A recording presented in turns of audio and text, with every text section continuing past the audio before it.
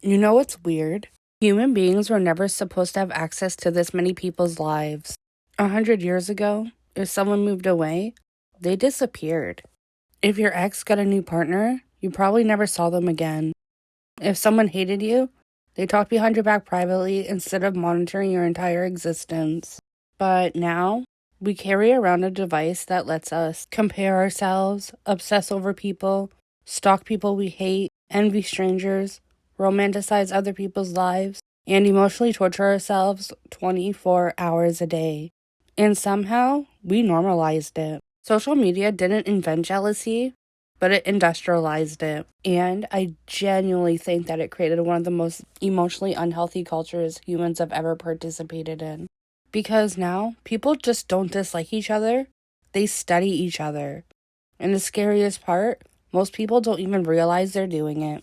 Hey everyone, welcome back to Rabbit Hole Radio. My name is Megan.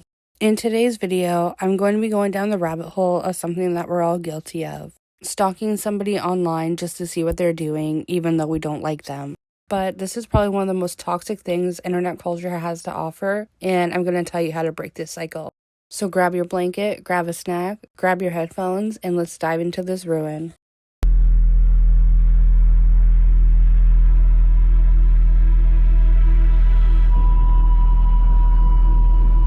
This is Rabbit Hole Radio. Before social media, the only time you could really compare yourself to somebody else was at school, work, people in your town, or maybe to a model in a magazine. But eventually, you went home and your brain got a break. But now, comparison is everywhere. You wake up, reach for your phone, and immediately see someone richer than you, prettier than you, more successful than you, more loved than you, more talented. You see all of that before your feet even touch the floor getting out of bed. And it's endless. Your mind tricks you into thinking someone has a better body, a better relationship, a cooler friend group, a prettier face, a nicer house, a more exciting life. Social media has turned human insecurity into an infinity scroll. And because of that, people are mentally living in competition mode constantly, even subconsciously. The problem is, we're comparing our real lives to edited performances. Social media isn't reality. It's branding. People post their highlights, their best angles, their filtered moments, their vacations, achievements, their glow-ups, their happiest moments. Very few people post about their loneliness, their debt, their panic attacks, their addictions, their fights, their failures, their emptiness. So everybody ends up thinking, why does everyone else seem happier than me? Meanwhile, everyone else is secretly thinking the exact same thing. Social media is basically a giant psychological illusion.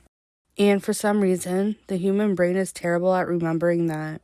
Our brains still react as if what we're seeing is fully real, which creates jealousy, envy, insecurity, and this constant feeling that our lives aren't enough, even when they are. Now let's talk about something people rarely admit. Hate following. People, for some reason, obsessively check the profiles of people they don't even like. They will check on ex-friends, ex-partners, people they're jealous of, influencers they secretly resent, people they gossip about constantly. And to be honest, this behavior has become terrifyingly normalized online. Some people monitor the lives of people they hate more than the people that they love. And let's think about how psychologically strange that really is. People will watch every story, analyze every post, zoom into photos, track who follows who, track who liked what, check locations, check comments, check reposts, check relationship changes. It becomes digital surveillance disguised as entertainment. And people who do this are actively destroying their own mental health. Because every time you obsessively monitor someone you envy or resent, you're feeding the emotional wound. You're reopening it over and over and over again. But social media makes it addictive. Because your brain keeps thinking, maybe this next post will make me feel better. But it never does. Here's the uncomfortable part. The app benefits from this behavior. Social media algorithms are designed around engagement. And what gets engagement? strong emotion, especially anger, jealousy, outrage, obsession, fear, comparison.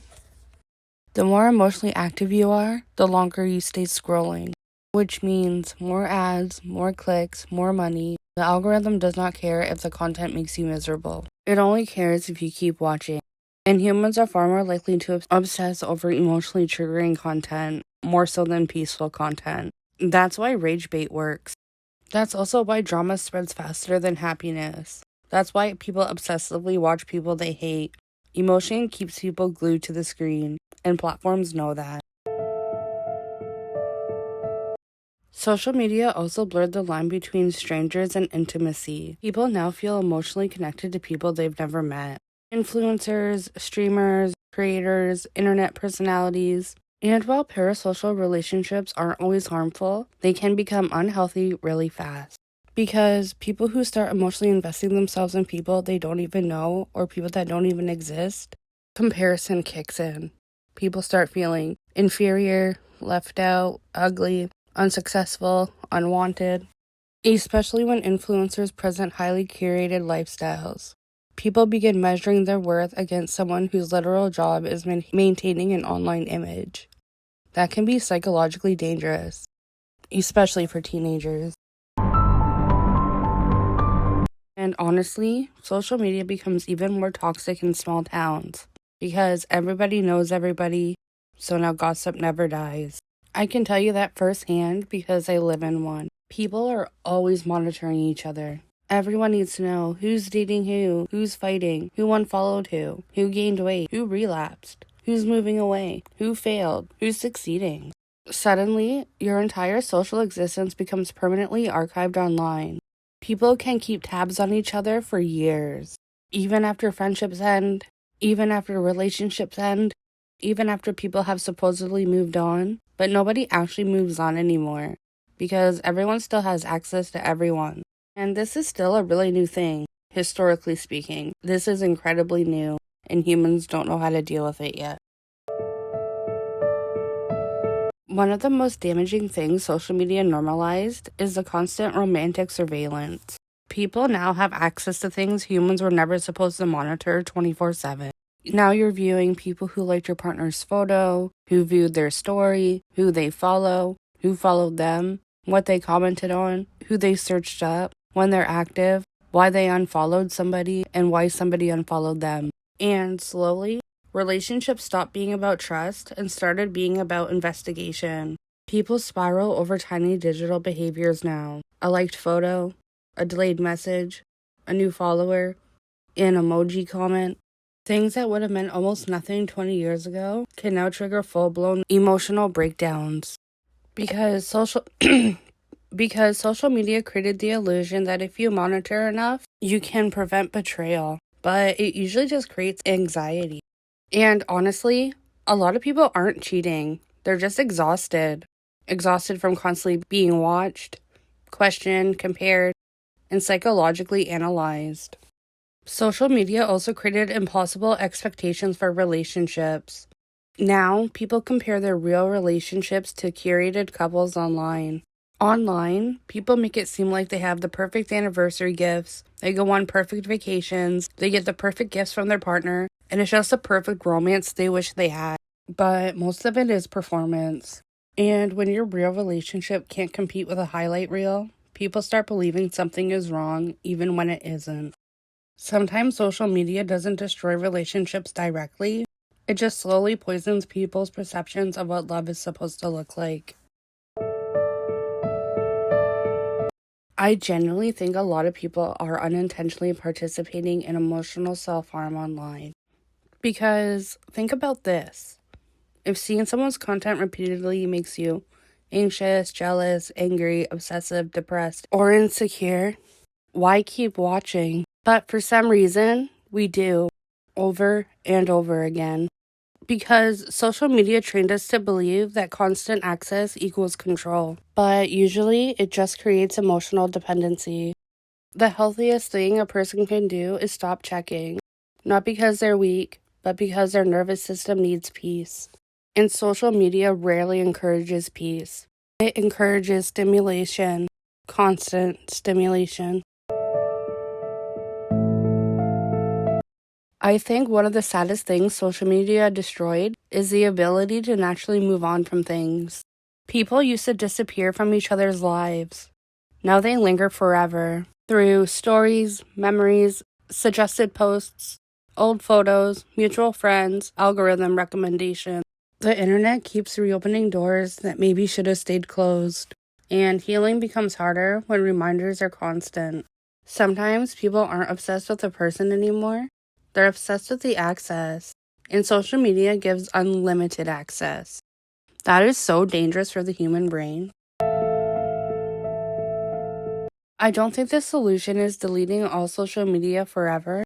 Maybe for some people that's the case, but realistically, social media is a part of modern life now. The real problem is unconscious consumption. Most people never stop to ask, why am I checking this? Why do I care? Why am I repeatedly looking at things that hurt me?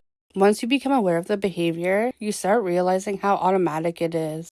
But honestly, one of the healthiest things a person can learn is how to protect their attention. Mute people, block people, stop hate following people, stop checking on your ex every night, stop monitoring people who trigger insecurity in you. Not out of immaturity, but out of self-respect. Your brain absorbs what you repeatedly expose it to. And if your daily routine is built around comparison, obsession, envy, and stimulation, your mental state eventually reflects that.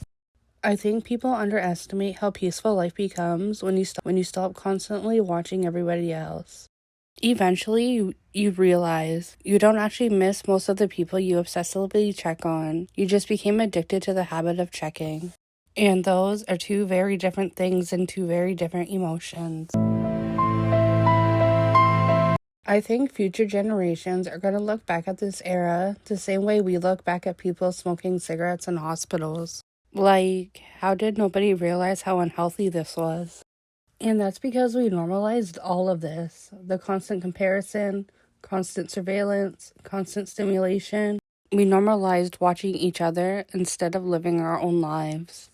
And to be honest, I don't think human psychology evolved fast enough to handle this level of social exposure.